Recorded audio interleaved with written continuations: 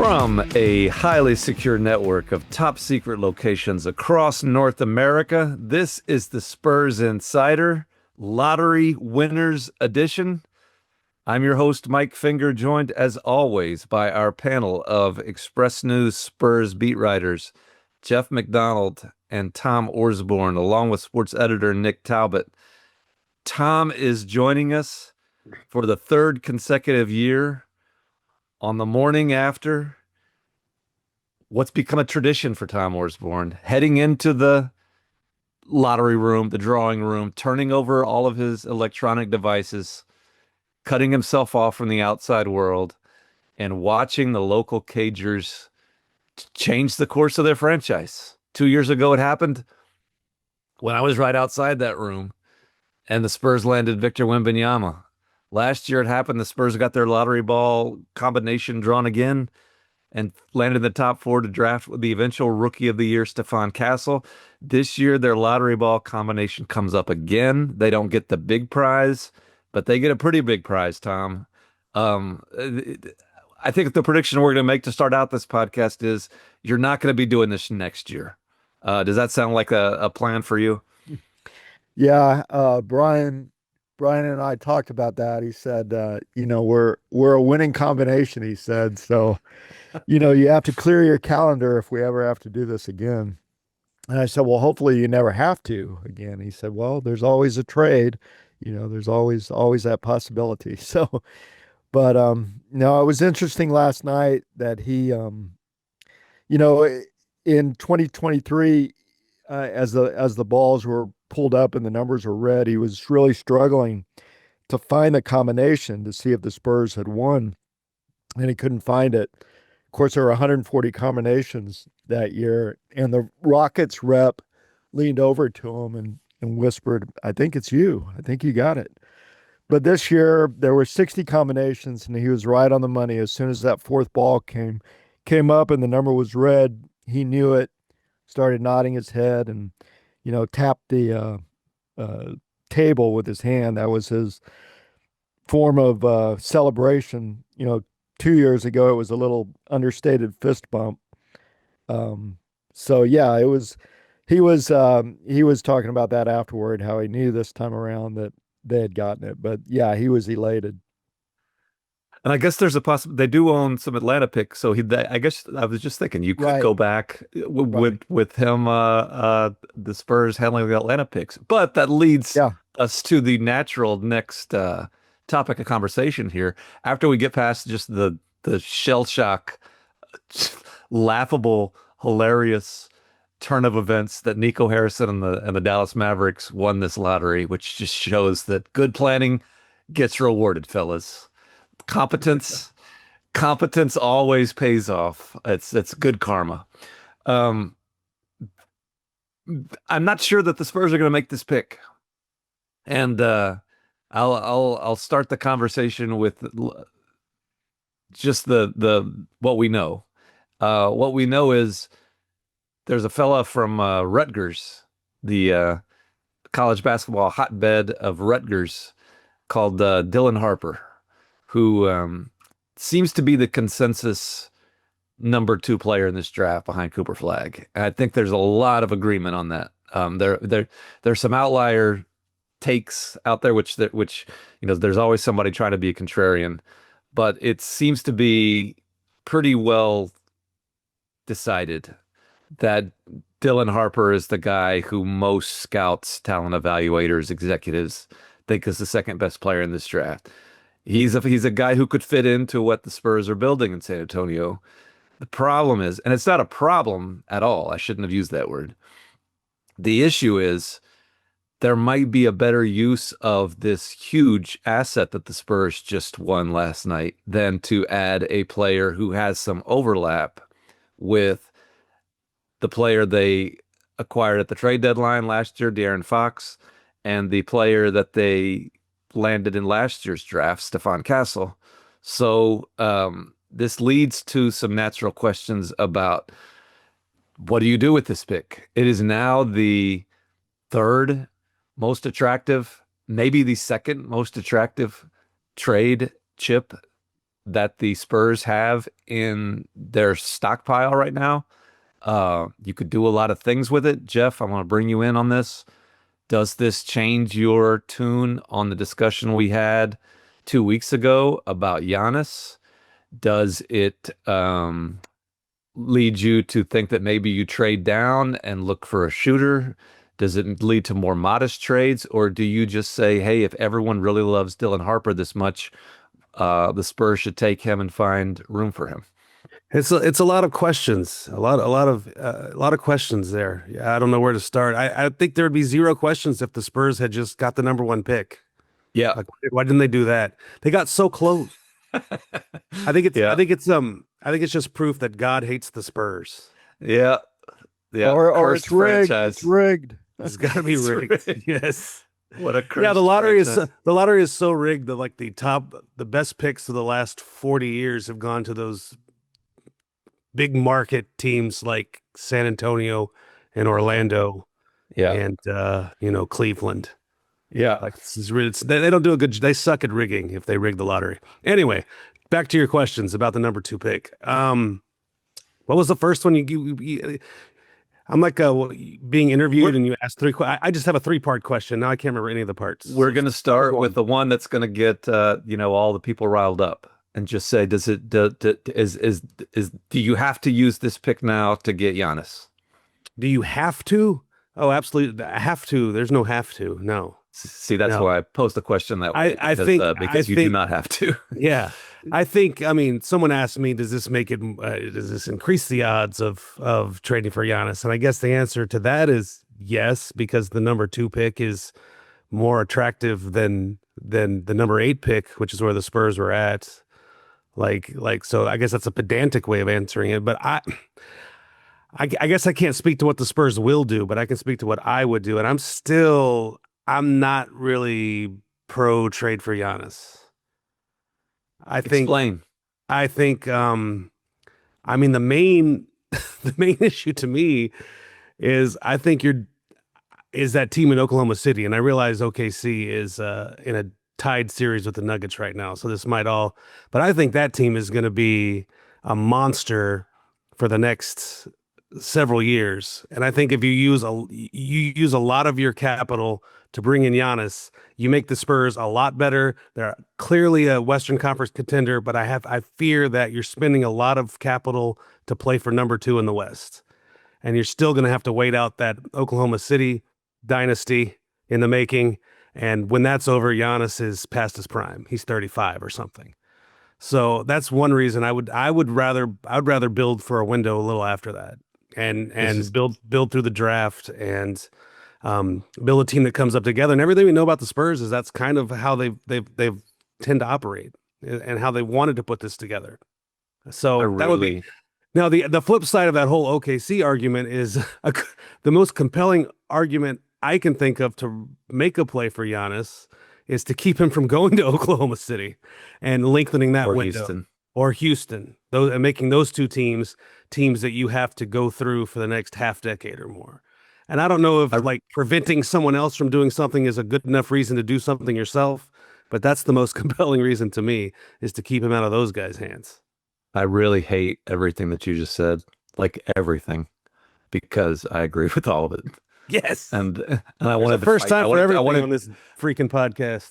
I wanted to debate you. I wanted to debate somebody.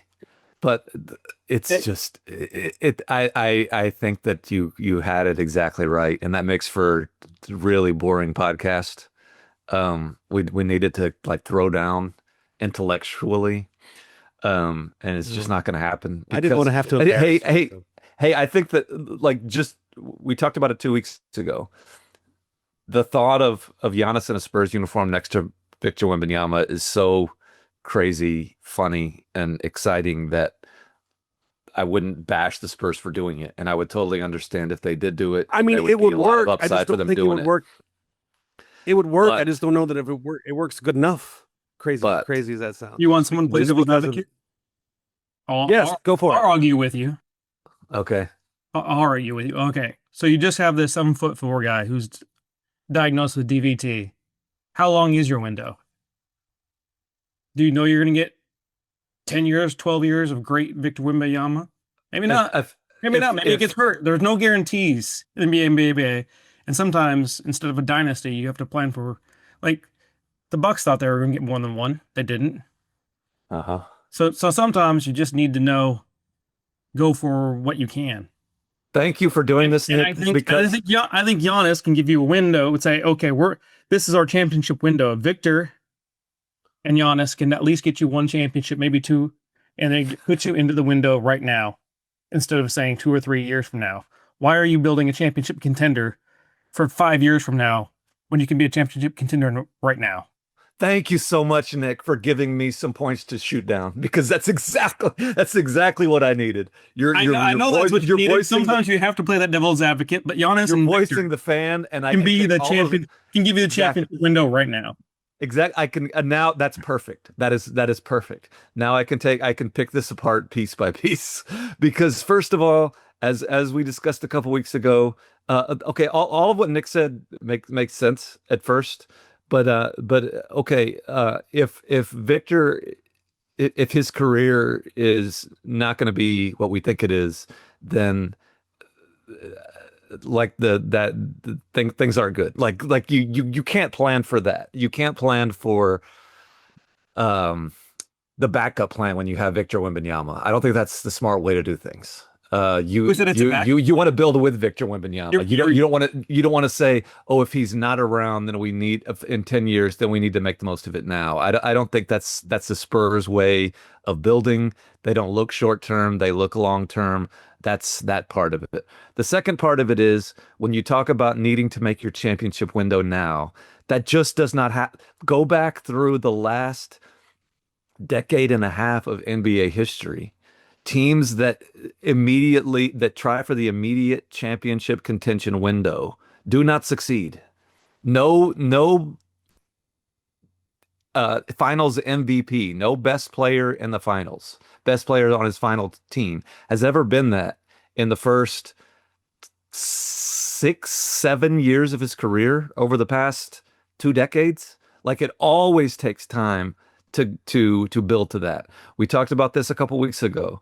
With the Rockets, with the Thunder. The Thunder were the best team in the West last year.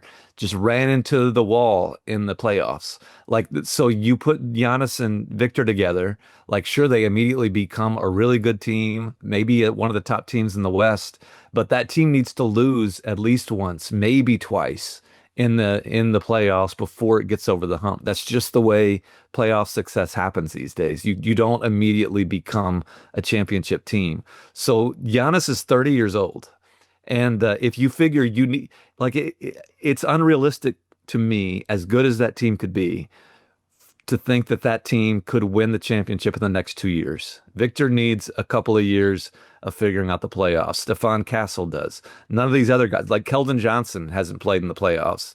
If Jeremy Sohan and Devin Vassell and those guys are still around, they haven't played in the playoffs. You're going to need at least 2 years of runway minimum before you think about winning the championship. So at that point, to Jeff's point, Giannis is 33. And he's past his prime, and everyone's getting really, really expensive. And so I'm not trying to be so, like, strident against Giannis. I'm just making the argument so people understand why it's not a slam dunk. If you believe in Dylan Harper, or you believe in somebody younger, like, if that guy's going to be that good, like, why not take the 20-year-old and give yourself, to Nick's point about if Victor's career isn't going to be as long as it is, well, then now you have a 20-year-old future All-Star, you hope, with Stephon Castle and with De'Aaron Fox. When they traded for De'Aaron Fox at the deadline, some people said the one drawback to that was he was too old, and he was 27. So I think that Nick brings up valid points. I just think that, knowing the Spurs, they would have to be really, really, really convinced to go against how they've always built teams. They had to be convinced of something. And I just don't see it yet as a slam dunk that this automatically means they're going to go get Giannis. Tom, you could weigh in on any of this. Tom's on mute. I'll throw one other Go, point. but go ahead and counter, Nick. Sorry, I'll- sorry I'll about that. You can you can build and you can hope all you want, but the chances of you getting like Dylan Harper turning out to be as good as Giannis are very low. So you're probably never going to get a player as good as Giannis to go next to Vic.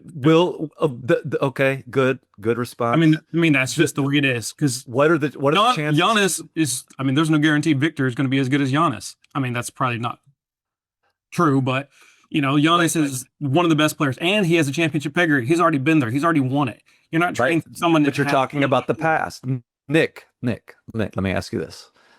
I agree. The chances that Dylan Harper ever will be as good as Giannis was in his career are extremely low. What are the chances that there will be more value for Dylan Harper in 2028, 3 years from now, than Giannis in 2028? Giannis making $60 million a year at age 33. Well, who will be the more valued asset in 2028? Dylan Harper at the end of his rookie contract at age 22, or Giannis at 33 past his prime making $60 million a year? Financially? And Financially. no, I mean basketball. I mean, which asset would you rather have on your team trying to win a championship? Just basketball wise, how to build a team wise, how to add players around them. Who's more valuable in 2028, which I think is the first year the Spurs can seriously consider winning a championship. I don't think that's a slam dunk. On the court, you think that you okay. But again, you're not counting the salary cap, which is what you said. Then Giannis, he's a guarantee. Harper's not a guarantee. He could be a flop. Giannis is a guarantee at age 33. I mean, look at him. I mean, he's a freak. He's not Zion Williamson. He's not over there eating cheeseburgers or whatever, having troubles with his weight. That guy is just a chiseled guy. I mean, he hasn't had a huge injury history. He's not Anthony Davis. Okay. I think I take Giannis on the court. I take Giannis at 33. Do I take him at 35, 36? That also factors into it. Maybe not, but at 33, I think he's still going to be Giannis. See, but it brings up I'm glad 35, 36 is where these great players kind of saw unless you're LeBron James, start seeing decline, And that's what the Spurs are building towards. They want their window is 2027, 2028, that area through like the early 2030s. And Giannis doesn't fit into that. Mm-hmm. And yes, I realize he's such a generationally great player that maybe you make an exception anyway, and you think that you have him for a few years and then move on to whatever's next. But this is the argument against it. And it's not a matter of Dylan Harper versus Giannis, like who's going to be the better player, who's more likely to go to the Hall of Fame. Obviously, that's one-sided. It's a matter of how they fit into what the Spurs are building. And I think it's a decent conversation to have. And Tom, you can jump in whenever you want. If Harper fulfills his promise of being favorably compared to Cade Cunningham, I mean, that's a solid number two to pair with Victor. Then you throw in Fox and Castle. I mean, that's a homegrown nucleus that could have a window as big as the one I'm looking out here in Chicago from my hotel room. It's a rather large. How big is that window, Tom? It's a rather large window, Mike. Did you measure it? Rather large. It's rather large. What are you looking out upon in Chicago, Tom? The river. That's good. Very nice view. A little foggy this morning, but nonetheless, it's a big window. So that's what the Spurs want. They're not looking at one championship. They're looking at contending for this, having sustainability for the future for a long time. And Cunningham, like Mike said, at age 19, Harper at age 19, if he compares to Cunningham, that's a hell of a number two. And Tom, can you see Trump Tower from your window? No, I cannot. Yeah. No. Okay. Just wondering. That makes the window even. Yeah. Anyway, so it's not the greatest window we ever saw. Right. Right. But but that leads to another option here, which it's not just Dylan Harper or Giannis. There are middle grounds. There are alternatives when I think Brian Wright mentioned to Tom Orsborn coming out of the drawing room yesterday that the Spurs have the pick of the litter. Is that right, Tom? Mitch, that was Mitch. Mitch's Mitch, line. Mitch said they have the pick of the litter. Yeah, that Um, struck me. Yeah, the litter is not just this draft class.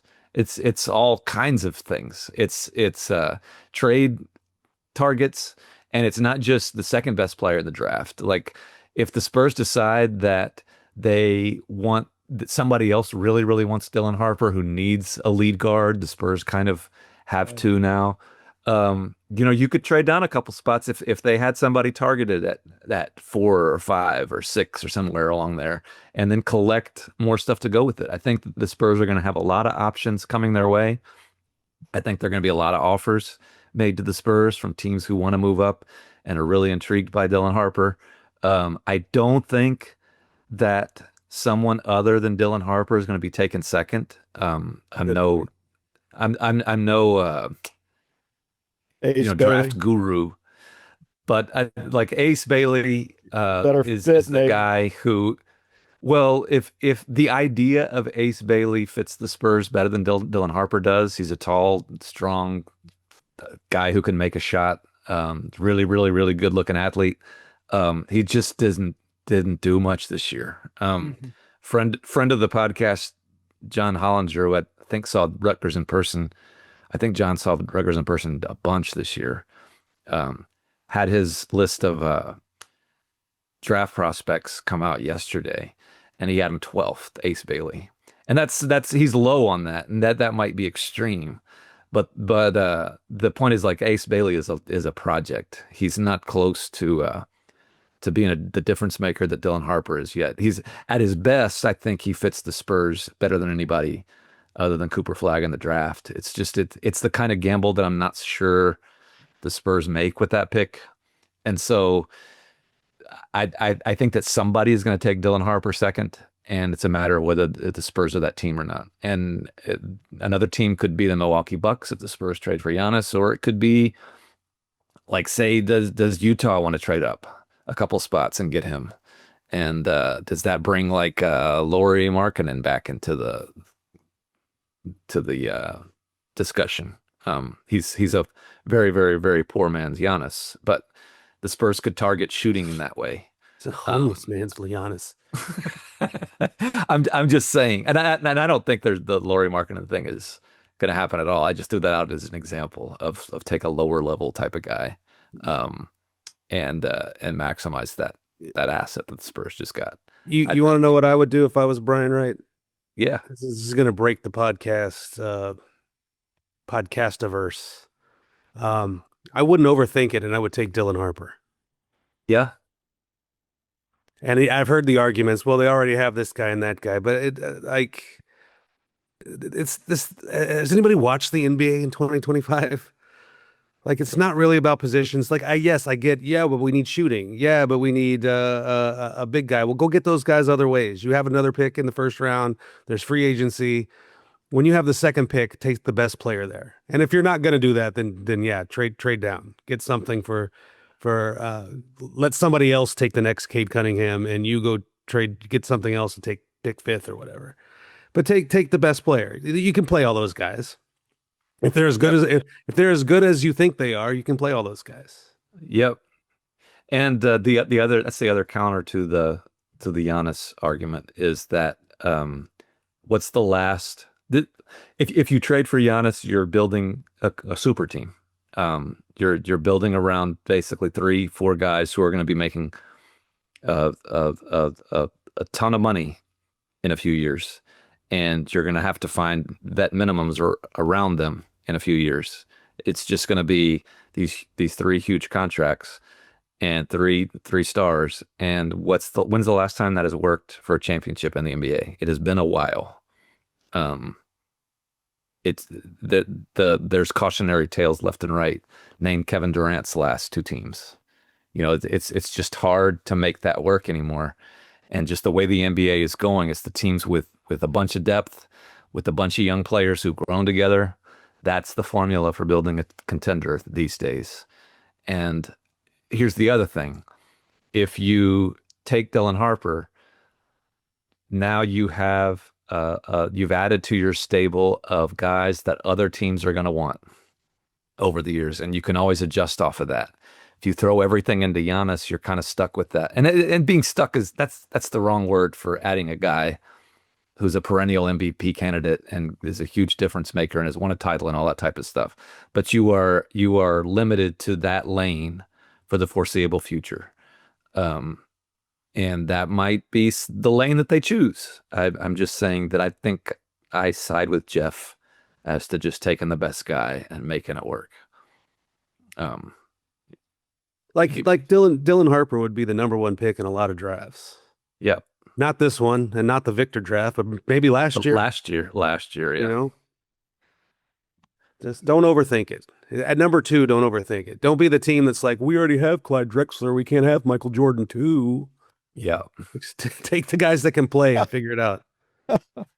And you brought up a good point when you were playing devil's advocate with your own argument earlier about the idea of if the Spurs don't trade for Giannis, then somebody they're trying to beat will, and that's pretty likely actually. Like I think Houston's considered the second most likely team to trade for him, and if you're a Spurs fan, that would be disappointing because I think Houston's going to be in the running for the next few years, and to see Houston's already sort of a year ahead of you, more than a year ahead of you. They just went through their year where they had the second seed in the West, third seed in the West, and flamed out in the first round.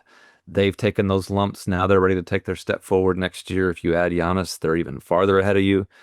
So that would be kind of a fear if you're the Spurs that you allow somebody else that's kind of on your timeline to take a step ahead of you. But Jeff also said, I'm praising Jeff's logic way too much today, that I got a good night's sleep. That most that it's not a good rationale, it's not a good reason to do something. It's because you're afraid somebody else will. That's not the way you run a franchise. It is a catch-20. It is a catch-22 in that if you trade for if you're the Spurs and you trade for Giannis, you're probably still not good enough to compete with the top of the West, and there's no way to really get good enough. You've landlocked yourself. Yep. On the other hand, if he goes to Houston or he goes to Oklahoma City, you're having to wait out the rest of Giannis's career until you can compete with those teams again. Yeah. So it is kind of a catch-22. You don't think they'd be good enough? I No. think that's the false here. I think they'd be. Well, I think Oklahoma City, even without Giannis, is going to be a complete beast for the next 5 years. And I don't see that. Yeah. And while they're in a 2-2 series with the Nuggets, but I just like they're not going to get worse from here. They're only going to get better. And they have, The Spurs team last year, even with Chris Paul on it, who's not going to be around, and the aging Harrison Barnes, was not a Giannis away from like a top 3 seed in the West, let alone getting a top 3 seed in the West and making it through 4 rounds of the playoffs. Like they are not a Giannis. That team was not a Giannis away from competing for a title. Just trying to be honest here. And yes, if you trade for Giannis, you probably pull off some more win now moves that could lead to some more improvement. But then you're really putting all your eggs in the 2025 to like 2028 window, which is not the window that the Spurs have had in mind for the past few years under Victor. So yeah, that's the drawback. And now, of course they're going to go trade for him, and we're going to have to we're going to have to eat all these words. But I'm with Jeff on this. Well, go ahead. Well, when you talk about not overthinking it, I think it applies to what we know about the Spurs. They are super patient. They are not going to skip steps, and they want that aforementioned very large window. So I mean, all of that points to Harper. You say we'll have to eat our words, but I don't know about that. I mean, I think as with most of these discussions, like you can see both sides. Yeah. Like no one's gonna say you traded for Giannis, you idiot. Like no one's gonna say that. It's just if you weigh both sides, I come down on the let's wait it out side. Like I understand that argument, but I understand both arguments. And again, that doesn't make good podcasting, understanding both arguments, but I do. Yeah, yeah, and again, as vociferous as I've been on the anti-trade for Giannis side, it's not like I'm 100% against it. It's like I'm still sort of 70-30, maybe. Like because the content would be so incredible of covering a team with Giannis and Victor and everybody else that they'd have on it. I think it's just sort of not Spursian. It's not Right. It's not a pound the rock move, if you will. Yeah. So I would just do the obvious thing. Take Dylan Harper number 2. Maybe with that 14th pick, you can get a shooter or some help, Backup some big. big man help. You can go into free agency. You could sign a shooter. I mentioned a Luke Kennard type a couple weeks ago, like someone like that. You can maybe sign a backup big man. Like some of these vets will want to come here now, you know. I don't go get a Brook Lopez, or if Milwaukee's blowing that up, or get a Clint Capella or something like that. Or who's the guy from the French kid from Philadelphia would be like a really cheap option. Yabusele, yeah. Jakob Pertl. Yeah, Yeah. something, you can, there'll be ways to fill in those blanks. You don't have to pass over a potential star talent at number 2 just because he doesn't fit box A or B that you're looking for. There's other ways to fill those boxes. And when you think about the fit, let's explore that angle here and just assume that the Spurs take Dylan Harper. It's not a square peg in a round hole situation because De'Aaron Fox, pure point guard, like that's his position. That's what he does. Pick and roll with Victor, all that stuff. He's your starting point guard. That has not changed. He's 27 years old. You have him in what should be considered his prime years for the next several years. Dylan Harper, sort of he leans point guard, but he's kind of what they call a combo guard 1 and 2. You can play him next to De'Aaron Fox. Like teams play combo guards next to point guards all the time. That works. And Stephon Castle, he's also a combo, but he's got some 3 to him, right? And the NBA is positionless, but it's more about who can you guard, and Steph Castle. It's more about who you can guard, and Stephon Castle can guard 3s, no problem. He can guard wings.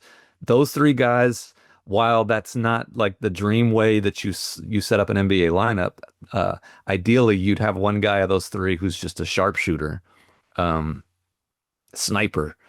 Those 3 guys can sort of coexist on the court at the same time, I would think, and would give teams a lot of problems in the process, having those 3 guys together. And then you want, and maybe that changes the way you fill out the rest of the lineup. Like Victor's not a classic big man in the middle. Like he's gonna take care of some of the shooting himself. You need some shooting from that 4 spot, but that's not an inconceivable mix. I mean, not for nothing, and this is going to bother people, but I wouldn't put it past the Spurs to draft a kid at number 2 and bring him off the bench for his first year. Yeah, I mean, they kind of did that with Steph Castle at number 4 last year for a lot of it. Yeah. Like you might just be starting who everyone thinks they're going to start already and bringing Harper off the bench to at least to start, Yeah, and shooting still is a desperate need. Yes, yes, and I think that even if they don't make the pick at 14, that pick at 14 could be used to acquire some of that veteran type shooting that Jeff mentioned. Yeah. Like if you're trying to draft shooting there, I think Knipple will be long gone. Well, that's the other. Okay, the UConn kid could shoot. I was sort of alluding to that earlier. If the Spurs wanted to trade down in the Knipple range, yeah.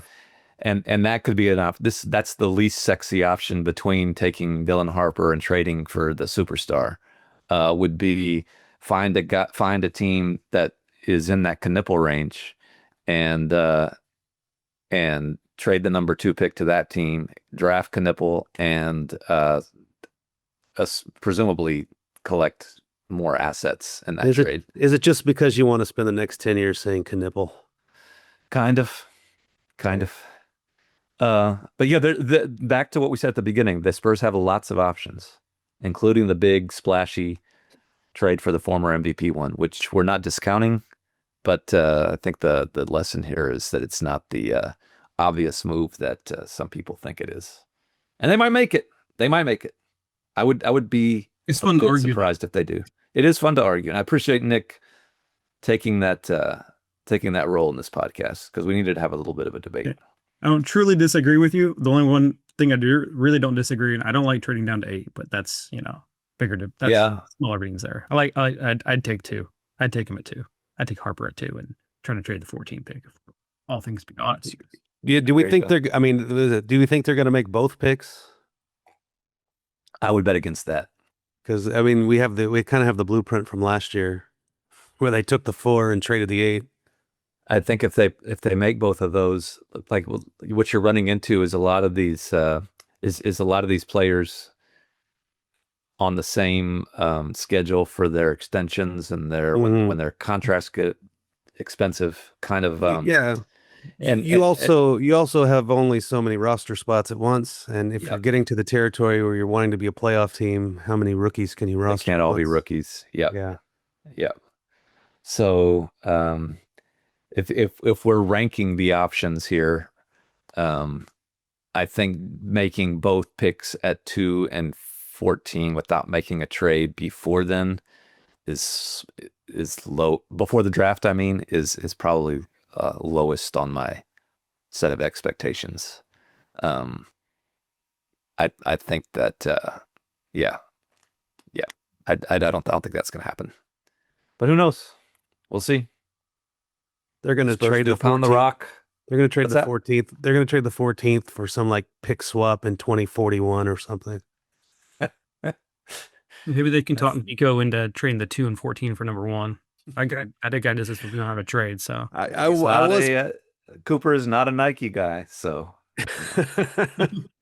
I think I might be. I don't. If I'm wrong about this, I apologize. But I think Windhorst was the first one yesterday to float the idea that maybe Nico trades the number 1 for Giannis. But I had that thought in my head as a joke. Like, of all the teams in the lottery, Dallas is the one that would actually consider doing that. Yeah, that would be. I wouldn't in a million years. As good as Giannis is, it would not be the most surprising move Nico has made this year. That's true. That's true. We talk about windows though, and they got Anthony Davis and Kyrie Irving. Their window is, I don't know if they have a window, but I don't even know if they have a Kyrie Irving. At least not next year. True. That's what. Well, not for the first half of it. It's hard to come back from that Achilles. But I will say this: trading the number 1 pick, i.e., Cooper Flag, for Giannis, would be much more apt of a front office that does that in Dallas than trading the number 2 pick for Giannis would be fitting the Spurs front office. Like, it would make much more sense in a way that more in character. That's what I was looking for. It'd be way more in character for Dallas to do that than it would be in character for the Spurs to do that. As outrageous as it would be to trade Cooper Flag for Giannis. And again, going back to Nick's point, not that Cooper Flag is guaranteed to be what Giannis is and was, because few are, but that wouldn't be as out of character for Dallas as it would be out of character for San Antonio to do that. It's in character with the NBA. Somehow the Lakers will get Giannis. Yeah, and Giannis is that would be for many of the same reasons it would be fascinating in San Antonio to have Giannis playing next to Anthony Davis. Boy. And it's in the Mavericks window. And Giannis is a Nike guy. And Giannis is a Nike guy, and defense wins championships. Friend of the podcast, Sean Hyken, had a Blue Sky skeet a few weeks ago. He was ahead of the curve. He said the obvious outcome here is the Mavs are going to win the lottery, and Nico's going to trade Cooper Flag because he's a New Balance guy and clearly does not have the Mamba mentality. So and Sean's halfway there to that. It's a good Blue Sky coming through. right? Yeah. So Back but this was a fun one, Tom. What's your schedule for the week? You're in Chicago for the Combine, and you're going to get to talk to Dylan Harper soon, are you not? Yeah, Dylan Harper will be available tomorrow at approximately 12:20. So I'll be there for that and talk to a few other prospects. Back to Wemby real quick. Brian said on the record, just that Brian Wright. Yeah, Brian Wright, that he continues to trend. Everything looks really positive for him, being back on time at camp next year. And then kind of hearing out here that, Wemby said when we talked to him at the end of the season, he hasn't ruled out playing for the French national team at the Eurobasket tournament in August. And, hearing things out here that's still in play. Just underscoring how positive it looks right now for him having a full recovery from the blood clot. A lot of encouraging signs. I'm glad we clarified that was Brian Wright, GM of the Spurs, talking about the Spurs. Yeah. I thought it might have been Brian Johnson, the lead singer of AC/DC, talking about. We had just talked about Brian Windhorst. So I see. So yeah, and I like to clarify to the. I forgot Wendy's first name was Brian. Wendy's doing a good job on TV, by the way. Anyway, that's a lot to look forward to this summer. There's never a dull moment with the local Cagers. Anything else you're working on, Jeff, that the listeners need to hear about before we're ready we for some dull moments? I'm ready for some dull moments, actually. Well, you're not going to get it anytime soon. We'll talk more about the draft. We'll talk more about possible trades, options for team building, and the weeks to come.